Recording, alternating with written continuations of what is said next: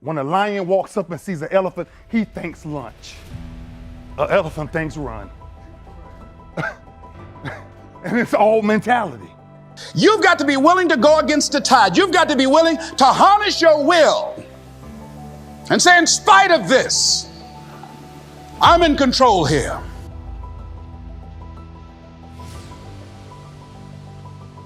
If the lion is the king of the jungle, how can he be the king of the jungle? If he's not the biggest, the elephant is probably one of the biggest. He can't be the fastest because that's a cheetah. He can't be the smartest. So he's not the biggest, the fastest, or the smartest. So how does a lion become the king of the jungle? His mentality. That's the only difference of a lion and an elephant. When a lion walks up and sees an elephant, he thinks lunch. An elephant thinks run. And it's all mentality. Because when a male lion walks up, he may be outnumbered by a pack of hyenas, but I'm king of my jungle because of my mentality. You've got to change your strategies, and changing your strategy means reinventing your life, recreating you, and you have the power to do that.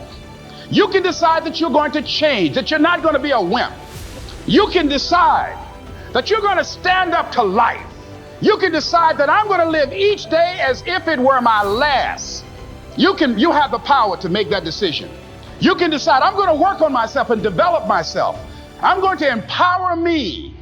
And all of these things that are happening to me right now, they're just temporary inconveniences. They're not stronger than I am. I'm in charge here. You've got to activate the thinker in you. Don't allow your emotions to control you. We are emotional, but you want to begin to discipline your emotion. If you don't discipline and contain your emotions, they will use you. Your mind goes on automatic. You don't have to force yourself or motivate yourself to think negatively, to be depressed, to hate somebody, to want revenge, to want to get back at somebody, to beat yourself up over the head, to feel loaded with guilt. You don't have to make any effort to do that. Your mind is on automatic. It will do that by itself. But if you want to begin to move into your own personal greatness, if you want to begin to really enjoy a happy, successful, healthy life, you've got to be willing to go against the tide. You've got to be willing to harness your will and say, in spite of this, I'm in control here. I'm not going to let this get me down. I'm not going to let this destroy me.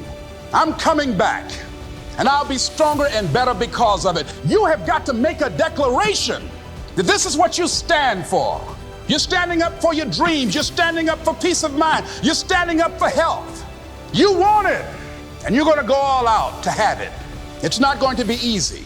When you want to change, it's not easy. If it were in fact easy, everybody would do it. But if you're serious, you'll go all out. I don't care how good you are. I don't care how talented you are. I don't care how much you work on yourself. There's some times when things aren't going to go right. They just are not going to go right. There are times when anything that can happen will happen. Murphy's Law will be knocking at your door. Why? I don't know why. That's called life. And you have to deal with it. Sometimes your life will be in a slump, just like sports. Some of the best shooters can't hit baskets different times in games. They get in a slump. Do they sit on the sideline and say, I just didn't hit a basket today?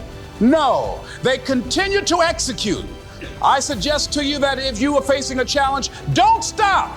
Stay busy. Work your plan. Continue to do those things that you know that work for you after you have evaluated yourself in the situation.